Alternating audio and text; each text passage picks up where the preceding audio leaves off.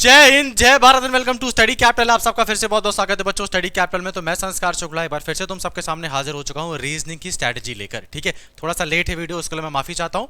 पर अगर आपने इस वीडियो पे क्लिक किया है तो प्लीज वीडियो को पूरा देखिएगा। अगर आप वीडियो को पूरा नहीं देख सकते, आपको बीच में कोई मान लो बहुत इमरजेंसी वाला काम है, तो आप अभी छोड़ के चले जाओ। जो बच्चे वीडियो लास्ट तक देखेंगे उनके लिए एक छोटा सा सरप्राइज है, तो तब तक वेट करो। ठीक है, अब स्टार्ट करते हैं बिना कोई बकवास के। Reasoning strategy. रीजनिंग स्ट्रैटेजी से पहले मैं कह देता हूँ, अगर तुम लोगों ने मेरा मैथ्स वाला वीडियो नहीं देखा है तो दौड़ के पहले वो वीडियो देख के आओ। वो वीडियो नहीं देखा तो यहाँ पे काम नहीं बनेगा, पहले तुमको वीडियो देख के आना पड़ेगा। दूसरी, मैं एकदम शुद्ध भाषा में समझा देता हूँ तुम लोगों को। हर चीज में छोटे बच्चे जैसे रोओगे तो काम नहीं चलेगा। मैथ्स वीक है तो मतलब रीजनिंग में मेहनत करनी पड़ेगी, फिर सब कुछ वीक है तो बनता क्या है ना। तो अगर हमारी मैथ्स वीक है तो हमको रीजनिंग में अच्छा स्कोर करना है और दमदार स्कोर करना है, और टाइम को भी मैनेज करना है। ठीक है, और इंग्लिश में भी हमको अच्छा स्कोर करना है। कोई हमारा एक सब्जेक्ट कमजोर है तो थोड़ा बहुत चीजें बन जाएंगी, लेकिन रीजनिंग में वो चीज़ नहीं चल सकती। और रीजनिंग आसान भी है, तो ये चीज़ में पूरे मार्क्स लाए जा सकते हैं बहुत आराम से। मैंने खुद इस चीज़ में पूरे मार्क्स लेके आया हूँ, तो कोई टफ चीज़ नहीं है। अब देखो, स्टार्ट करने से पहले तुम्हारे पास सिलेबस देख लेते हैं इसका। ठीक है, तो ranking test, linear arrangement, matrix, sequencing, statement, causes and effect statement, assumption. ठीक है, अभी खत्म नहीं हुआ है। Conclusion, number series, blood relation, coding, decoding, inference, verbal, फलाना ठिकाना, बहुत कुछ आ रहा है। ठीक है, अब ये तुम लोगों को दिखा देता हूँ, ऑफिशियल सिलेबस से मैंने उठाया है। ठीक है, तो अपने से मैंने मनगढ़ंत नहीं बनाया, तुम लोगों का ये ऑफिशियल सिलेबस है ये, तो देख लो, वहीं से सब कुछ लिया हुआ है। तो तुम्हारा सिलेबस तो काफी ज्यादा है, रैंकिंग टेस्ट बहुत सारा सिलेबस है, तुम्हारा पूरा रीजनिंग का सिलेबस है। अब जिन बच्चों ने पूरा का पूरा अब तक सिलेबस खत्म कर लिया है और प्रैक्टिस भी कर ली है, तो बहुत बढ़िया, तुम लोग अपनी पीठ थपथपा लो, बहुत अच्छा काम किया तुम लोगों ने। ठीक है, जिन बच्चों ने अब तक नहीं किया है, तो पहली बात तो क्या कर रहे थे, पर अभी उस चीज़ का बात नहीं करना है, तो हम लोग देख लेते हैं इसको हम कैसे टैकल कर सकते हैं। पीवाईक्यू एनालिसिस सबसे बेस्ट चीज़ है, जो मैं हर बार बोलता रहता हूँ, हर बार कहता रहता हूँ। ठीक है, मुझे पता है तुम्हारे पास टाइम नहीं है, तो मैं करके लाया हूँ कि इसमें क्या चीज़ें करनी है। अब पहले पेपर अटेम्प्ट स्ट्रैटेजी देख लेते हैं। तुमको रीजनिंग को मैथ से पहले लगाना है। अगर तुम्हारी मैथ्स बहुत स्ट्रॉन्ग है तो तुम मैथ पहले लगा लो, कोई दिक्कत नहीं है मुझे, लेकिन तुमको रीजनिंग को मैथ से पहले अटेम्प्ट करना है। ठीक है, रीजनिंग को बाद में मत अटेम्प्ट करना, क्योंकि रीजनिंग ऐसी चीज़ है कि एक बार दिमाग में एक बार सही क्वेश्चन बैठा ना तो पूरा सही हो जाएगा, लेकिन एक बार तुम्हारा दिमाग स्थिर नहीं है ना, तो रीजनिंग तुम कितना भी जोर लगा लो सही नहीं होने वाली है। ठीक है, बहुत टफ होती है, लेकिन रीजनिंग अगर हम शांत मन से लगाते हैं तो बहुत इजीली हमारा आंसर आ जाता है उस चीज में। तो रीजनिंग को तुमको मैथ से पहले लगाना है। अगर तुम्हारी मैथ उतनी स्ट्रांग नहीं है जितनी चाहिए, ठीक है, तो रीजनिंग को मैथ से पहले लगा लो, सही चीज सही फायदे में रहोगे। टाइम मैनेजमेंट ध्यान रखना है कि भैया हमको कम से कम, देखो तुम्हारा 105 मिनट का पेपर है, 105 मिनट का, एलएलबी और एमबीए दोनों वाले बच्चों की बात कर रहा हूं मैं, और सीओपी के 11 तो बहुत सारे कोर्सेज में है ना, तो सबकी बात कर रहा हूं मैं। 105 मिनट में तुम रीजनिंग में मुश्किल से 40 मिनट से ज़्यादा नहीं ले सकते हो। ठीक है, 40 मिनट में मैं ज़्यादा कह रहा हूँ, पर तुमको इतने में रीजनिंग के सारे क्वेश्चन खत्म करने हैं, है ना। तो टाइम मैनेजमेंट को हमने देख लिया। अब हमको इसके प्रैक्टिस पेपर्स करने पड़ेंगे। ठीक है, जितना ज़्यादा प्रैक्टिस करोगे उतनी ज़्यादा चीज़ें सही रहेंगी, लेकिन मैं एक चीज़ साफ साफ बता देता हूँ, रीजनिंग में तुमने इतनी प्रैक्टिस भी नहीं की है ना तो काम चल जाता है। तुमको आइडिया और कॉन्सेप्ट पता है तो इतनी प्रैक्टिस जरूरत नहीं जितनी प्रैक्टिस जरूरत तुमको मैथ्स में होती है। अब इसका एनालिसिस देख लो, फिर बाकी बातें बाद में करते हैं। तुमने अगर रीजनिंग में अब तक कुछ भी नहीं किया है तो कृपा करके इतनी चीज़ें कर लो। ठीक है, मैं गारंटी से कह सकता हूँ, अगर इतने टॉपिक कर लोगे, रीजनिंग में 15 क्वेश्चन आएंगे तो तुम्हारे 9 क्वेश्चन इन्हीं टॉपिक से आने वाले हैं। ठीक है, सारे सिलेबसों में से तुम लोग बात नोट करोगे तो 9 क्वेश्चन तुम्हारे इन्हीं टॉपिक से आएंगे। मोस्ट फेमस टॉपिक हैं। क्लॉक कर लेना। क्लॉक जैसे पूछेगा कि 8:30 से 9:30 के बजे, 8:30 से 9:30 के बजे जो घड़ी है वो 45 डिग्री में कितनी बार जाएगी, तुम लोग क्लॉक वाला टॉपिक कर लेना। कैलेंडर वाला टॉपिक पूछ कर लेना, जैसे कि 14 अगस्त 1947 को क्या डेट थी, या 15 अगस्त 1947 को कौन सा दिन था, संडे मंडे ट्यूसडे। एक फॉर्मूला होता है, फॉर्मूला रट लो, उसमें आंसर आ जाते हैं। ठीक है, नंबर सीरीज। नंबर सीरीज ऐसे होता है जैसे कि 6 है, 8 है, 11 है, 24 है, तो बोलेगा अगला क्या आएगा। ये भी आसान होता है, इसको भी इजीली कर सकते हो। ठीक है, ब्लड रिलेशन होता है। अब ब्लड रिलेशन में तो अब देखो, ये सारे टॉपिक ना हैं आसान, लेकिन तुमको इनको शांत मन से करना पड़ता है, इसीलिए मैंने तुमको कहा इसको मैथ से पहले करना।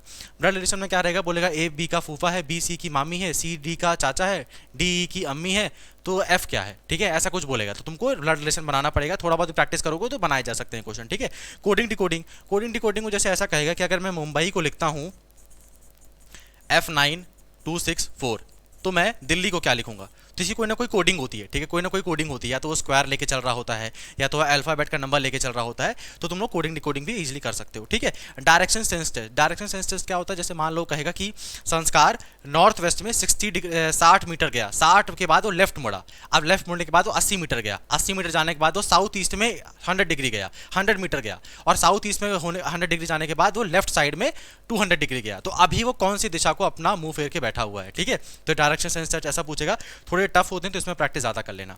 फिर तुम्हारा आता है नॉन वर्बल रीजनिंग, जो कि बहुत आसान टॉपिक है, लेकिन थोड़ा बहुत इसकी प्रैक्टिस करके जाना। ठीक है, नॉन वर्बल रीजनिंग क्या होती है, ऐसे वाले क्वेश्चन होते हैं। ठीक है, तो तुमको फोटो देख के समझना पड़ेगा इन क्वेश्चनों को। जैसे देखो इस क्वेश्चन को, इसमें पूरा पैटर्न बनाया है, बोला है कि यहाँ पर क्या आएगा, तो तुम लोग इस बात को नोट करो। ऐसे लाइन वाले जो कैरेक्टर्स हैं, ऐसे लाइन वाले हैं ना, ऐसे लाइन वाले ऐसे 3 हैं, और ऐसे लाइन वाले भी कितने हैं, 3 हैं। अब ये पूरे के पूरे जो डार्क हैं वो 2 हैं, तो बचा कौन सा, बचा ये वाला, तो तुम्हारा ये आंसर हो जाएगा। ठीक है, तो ये वर्बल रीजनिंग है, ये भी ठीक ठाक आती है, तो इसको भी करके अच्छे से जाना। इतने टॉपिक कर लोगे तो एकदम काम बढ़िया बन जाएगा, है ना। लेकिन तुमको इतने टॉपिक बढ़िया से करके जाने हैं, बढ़िया प्रैक्टिस करके जानी है, इनमें गलत नहीं करना है, क्योंकि इनमें गलत कर दिए तो बाकी टॉपिक तो टफ वाले हैं, तो उनमें थोड़ा और दिक्कत होगी। इनमें गलत मत करना, ये टॉपिक बहुत आसानी है वाले हैं, हलवा वाले टॉपिक है, बहुत ईजिली बना लोगे। और अच्छे से प्रैक्टिस करके गए तो इनके क्वेश्चन 15 मिनट में बना लोगे, ज़्यादा टाइम नहीं लगता है तुम लोगों को। ठीक है, अब एक मेरी एडवाइस है तुम लोगों को, मैं पहले बता देता हूं कि जैसे ना, मान लो कोई चीज़ में मुझे प्रॉब्लम होती है, तो शायद तक तुम्हारा वो स्ट्रॉन्ग चीज़ हो। ठीक है, एक बीमारी की सेम दवाई नहीं होगी, सबकी बीमारी अलग अलग होती है। तो मेरे साथ क्या होता है, जब भी आप कोई रीजनिंग क्वेश्चन में फंस जाओ ना, मान लो कोई तुम्हारा डायरेक्शन सेंस टेस्ट का क्वेश्चन है और तुमसे एक बार गलत आ रहा है, तो उस समय उस क्वेश्चन को प्लीज छोड़ दो। उस समय जब तुम्हारा आंसर नहीं आ रहा तो उसको वापस करने मत बैठो, क्योंकि हम वापस करते हैं तुम्हारा दिमाग और दिमाग खराब होता है और क्वेश्चन बनता नहीं है। तो मान लो कोई डायरेक्शन सेंस टेस्ट का क्वेश्चन तुमसे नहीं बन रहा है, तो उसको उस समय के लिए छोड़ दो। ठीक है, उस समय के लिए छोड़ दो, बाकी क्वेश्चन करने लग जाओ। फिर जैसे तुम्हारे 2-3 का आंसर सही होंगे ना, तुमको क्वेश्चन वापस ये क्वेश्चन आ करना वो सही हो जाएगा। लेकिन एक क्वेश्चन गलत हो रहा है, जैसे बोलो सोचोगे ना कि गलत क्यों हो रहा है, फिर करने बैठोगे तो वो सही नहीं होता है। तो उसको जब तुमसे एक बार क्वेश्चन गलत आ गया तो उसमें और टाइम बर्बाद करने के जाए आगे वाले क्वेश्चन में बढ़ जाओ। फिर तुम्हारा दिमाग एकदम बढ़िया फिर से रिलैक्स हो जाएगा, पानी पी के फिर क्वेश्चन करना, वो क्वेश्चन फिर 2 मिनट में बन जाएगा। लेकिन वही क्वेश्चन में सोचते रहोगे तो नहीं होता है। अगर तुमसे दोबारा करने बन जाता है तो बहुत बढ़िया बात है, मेरे साथ ऐसा नहीं होता है, तो मैं तुम लोगों को बता रहा हूं, अगर तुमसे एक बार कोई रीजनिंग क्वेश्चन गलत हो जाए तो उसको वापस मत करना, आगे बढ़ जाना। ठीक है, फिर थोड़ी देर बाद जब तुम्हारे पास टाइम रहेगा तो वापस आके कर लेना, फिर जल्दी वो क्वेश्चन निपट जाएगा। तो ये चीज़ आपकी रीजनिंग की हो गई। बाकी इसमें कोई ऐसा स्ट्रैटेजी और कोई मंत्र अंत्र नहीं है, ये बस यही चीज़ें हैं। ठीक है, तो तुम लोगों का ये जो टॉपिक्स हैं, जितने भी टॉपिक हैं, अगर तुमने पूरे के पूरे किए हैं, पूरे के पूरे तुमने अगर किए भी है ना, तो ये सब फालतू वाले मत करने बैठना। ठीक है, इन्फरेंस और ये स्टेटमेंट, अजम्पशन, कंक्लूजन, मतलब ये सब वाले है ना, तो इतना मत करने बैठना। मैट्रिक अरेंजमेंट कोई इनमें काम नहीं है, तो इनमें 100 क्वेश्चन की प्रैक्टिस मत करना। ठीक है, इनमें मतलब किया हुआ है तो बढ़िया बात है, फिर तो बहुत अच्छी बात है, लेकिन इनको अच्छे से प्रैक्टिस करके ही चले जाना, है ना। रीजनिंग का पार्ट खत्म, इसमें कोई दिक्कत। रिवर्बल रीजनिंग में मैंने बता दिया। अब देखो, मैं पहले ही तुम लोगों से मैंने कह दिया कि हाँ मेरे वीडियो थोड़े से लेट हो गए, मेरे को आपको टाइम से वीडियो देने थे, मैं थोड़ा बीमारी के कारण मैं उनको नहीं बना पाया टाइम से। ठीक है, तो तुम लोगों को मैथ्स का वीडियो मैं बना चुका हूँ, तुम लोगों को पीवाईक्यू के ऊपर वीडियो मैं बना चुका हूँ, तुम लोगों को मैं 250 से प्लस ज़्यादा मार्क्स कैसे लें उसकी स्ट्रैटेजी का वीडियो बना चुका हूँ, और अभी मैंने तुम लोगों का रीजनिंग का वीडियो भी बना दिया। ठीक है, आज ये 4 मार्च है, कल तुम लोगों को रीजनिंग का मिल जाएगा 5 मार्च को। 6 ही मार्च को मैं तुम लोगों को तुम्हारे इंग्लिश लैंग्वेज के 100% कैसे स्कोर करें, सिर्फ कॉम्प्रहेंशन का नहीं बताऊंगा, सारी चीज़ें बताऊंगा, वो तुम लोगों को 6 मार्च को मिल जाएगा। और मैं वीडियो पहले ही रिकॉर्ड कर दूंगा, तो तुम लोगों को पेपर को अटेम्प्ट कैसे करें उसकी स्ट्रैटेजी भी तुम लोगों को 6 मार्च को मिल जाएगी। ठीक है, अब एक और चीज़ बता देता हूं मैं 6 मार्च को ना, देखो एक साफ चीज़ समझ जाओ, मतलब यूट्यूब में हज़ारों तुमको स्ट्रैटेजी मिल जाएंगे, तुम वो चीज़ को फॉलो करो जो तुम्हारे लिए काम करती है। अगर तुमको मेरी कोई बात एकदम सही लग रही है उस चीज़ को फॉलो करो, तुम मेरी बात नहीं सही लग रही है तो अंधा विश्वास करने की जरूरत नहीं है। ठीक है, मान लो मैं कहता हूँ कि मैथ्स आप लोग बाद में करो, आप लोगों की मैथ्स बहुत अच्छी, तो आप लोग स्टार्टिंग में ही कर लो। ठीक है, और 6 मार्च को जो स्ट्रैटेजी बताने वाला हूँ ना, इस वाली स्ट्रैटेजी में तुमको बहुत सारी चीज़ें पता है, बस मैं क्लियर कर दूंगा कि आप लोग इनमें फायदे में रहोगे। जैसे फॉर एग्जाम्पल मैं बता देता हूँ, मान लो आप लोगों के 4 क्वेश्चन है, आप लोगों से जो पेपर में नहीं बन रहे हैं, तो आप लोग क्या करोगे, नॉर्मली छोड़ के आ जाओगे, इनको छोड़ के मत आना, क्योंकि बहुत बेवकूफ़ी हो जाएगी। एक क्वेश्चन ना 4 नंबर का है तो ये 16 मार्क्स हो गए।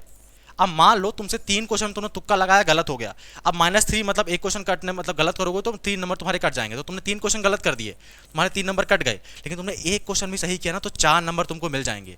सोचो, तो मतलब इसमें 3 नंबर काट लो फिर भी तुम 1 नंबर के फायदे में रहोगे, है ना। तो ये सारी बातें, कितने क्वेश्चन अटेम्प्ट करने हैं, टाइम कैसे मैनेज करना है, पहले नंबर स्टार्टिंग नंबर से क्वेश्चन करना है या क्वेश्चन 20 से करना है, वो मैं 6 मार्च को बताऊंगा। पर मैंने पहले ही बता दिया, कोई ऐसा वो पंडित जी या गुरु जी तो हूँ नहीं, तो आप लोगों को जो बातें सही लगेंगी तो अपनी स्ट्रैटेजी के हिसाब से उसको अपने हिसाब से फिल्टर करके काम करना, है ना। वीडियो को तुम लोग को मैंने बता दिया कब क्या आ जाएगा। और अगर आप लोग ये वीडियो अब तक देख रहे हो तो थोड़ा सा अपने ऊपर गर्व करो, क्योंकि भैया इतने सीरियस लोग नहीं है जितना आप लोग सोच रहे हो। ठीक है, तो अगर आप लोग अब तक ये वीडियो देख रहे हो मतलब तुम कुछ सीरियस वाले एस्पिरेंट्स में हो। अब देखो, मेरा ये टैग लाइन है जय हिंद जय भारत, तो प्लीज़ कमेंट में टैग लाइन लिख देना। और जो अब आप लोगों को सरप्राइज देने वाली बात थी वो बता देते हैं। ठीक है, सरप्राइज में ये है कि आप लोग अभी ना ये वीडियो को चुपचाप बंद करके, आप लोगों को मैंने एलएलबी के क्वेश्चन पेपर दिए हैं 2022 के, 2023 के, 2021 के, सारे क्वेश्चन पेपर मैंने दिए, एकदम बढ़िया से क्वेश्चन पेपर। ठीक है, अभी अगर तुम्हारे पास कोई बहुत जरूरी काम ना हो, वीडियो बंद करो, जाके क्वेश्चन पेपर लगाना स्टार्ट करो। ठीक है, अभी तो तुमको पता लग जाएगा रीजनिंग में तुम्हारी क्या कंडीशन है। अभी जाकर लगाओ, मैंने इनके आंसर भी टिके हुए हैं, तो आंसर तुम लोग को मिल जाएगा। अब एक क्वेश्चन पेपर मिलेंगे कहाँ से वो बता देता हूँ मैं तुमको। क्वेश्चन पेपर मिलेंगे मेरे टेलीग्राम चैनल से, जो बच्चे में से पहले जुड़े उनको मालूम होगा, मेरा टेलीग्राम चैनल है स्टडी कैपिटल ऑनलाइन, सब कुछ एकदम कैपिटल लेटर्स में लिखना, 1500 लोग जुड़े हुए हैं इसमें। ठीक है, मैंने तीनों की पीडीएफ ऑलरेडी सेंड करके रखी हुई है। यहाँ एक और चीज़ है जो मैंने स्पेशल बात कर रहा था, मैं यहाँ मैंने अपनी यूजर आईडी शेयर की हुई है। ठीक है, CUET संस्कार शुक्ला, इसमें क्लिक करना और तुम्हारे पास एक ऑप्शन है सेंड मैसेजेस, मैंने ऑन करके रखा हुआ है। तुमको कोई भी डाउट हो ना तो मुझे डायरेक्टली मैसेज में पूछ सकना, कोई अच्छा डाउट हो तो पूछना, बकवास की बातें मत करना। अगर मैं ये तो नहीं कहता मैं पूरा दिन इसमें ऑनलाइन बैठे रहता हूँ तो तुम लोगों को तुरंत रिप्लाई मिल जाएगा, लेकिन अगर डाउट काम का होगा तो मैं आप लोगों को डिटेल में रिप्लाई दे दूंगा। ठीक है, तो ये दोनों चीज़ें डन हो गई। आप लोगों को क्वेश्चन पेपर ये बता दिया, कौन कौन टॉपिक इंपॉर्टेंट है वो भी बता दिया। अभी जाके क्वेश्चन पेपर जल्दी से ट्राई करना शुरू कर दो, मतलब अभी लगाओ तो तुमको अपना रियलिटी पता लग जाएगा। बाकी सब चीज़ें हो चुकी हैं, है ना। और कुछ बाकी है? हाँ, और नहीं, अब बस चीज़ें ठीक है। अब आप लोगों को मिलता हूँ मैं 6 मार्च को रीजनिंग की स्ट्रैटेजी के, कॉम्प्रहेंशन की स्ट्रैटेजी के साथ, और साथ साथ जो पेपर अटेम्प्ट की स्ट्रैटेजी है, ठीक है। तब तक के लिए पढ़ाई करते रहो। मैं आप लोगों को 6 मार्च को मिलता हूँ।